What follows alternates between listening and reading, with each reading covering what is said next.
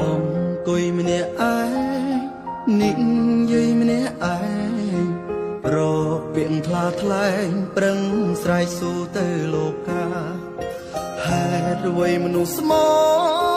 ជួបតែឈឺផ្សារីឯមនុស្សសាវ៉ាធម្មតាដូចអត់កើតអីគោចិត្តពេលនេះឈឺចាប់ពេលនេះស្មោះទាល់ចំណេះដល់ថ្នាក់ធ្លាក់ខ្លួនរិញរេនេះហើយលទ្ធផលធ្វើល្អភាំងក្តីល្អពេកដល់ថ្ងៃគេទួតយើងចោលដូចសម្រាប់យប់នេះសុំស្រវឹងពេញមួយយប់ម្ដងហើយឈឺដល់កម្រិតហើយកុំខត់កុំហាផឹកឲ្យឆ្អែតផឹកតែឯងក៏ផឹកបានតែមិនស្រវឹងប្រានបើទៅជាស្រវឹងបេះដូងយប់នេះសុំស្រវឹងឲ្យជោគជូនម្ដងហើយផឹកស្រវឹងរួចហើយសុំបិទបេះដូងចាំសោ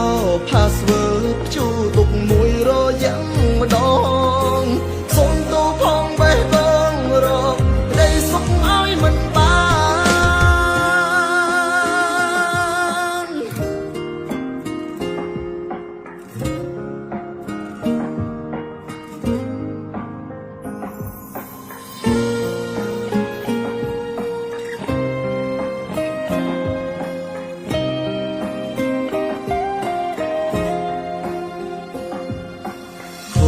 ចិត្តពេលនេះឈឺចាប់ពេលនេះស្មោះទាល់ចំណេះដល់ថ្នាក់ធ្លាក់ខ្លួនរិញរេនេះហើយលទ្ធផលធ្វើល្អភាំងក្តីល្អពេកដល់ថ្ងៃគេទួតយើងចោលដូចសម្រាប់យប់នេះសុំស្រវឹងពេញមួយយប់ម្ដងហើយឈឺដល់កម្រិតហើយកុំខត់កុំហាផឹកឲ្យឆ្អែតផឹកតែឯងក៏ផឹកបានតែមិនស្រវឹងប្រានបើទៅជាស្រវឹងបេះដូងយប់នេះសុំស្រវឹងឲ្យជោគជូនម្ដងហើយផឹកស្រវឹងរួចហើយសុំបិទបេះដូងចាំសោ password ជូទុកមួយរយ៉ាងម្ដងសុំទៅផងបេះដូងរកក្តីសុខឲ្យមិនបានយប់នេះសុំស្រវឹងពេញមួយយប់ម្ដងហើយឈឺដល់កម្រិតហើយកុំខត់កុំហាមផឹកឲ្យឆ្អែតផឹកតែឯងក៏ផឹកបាន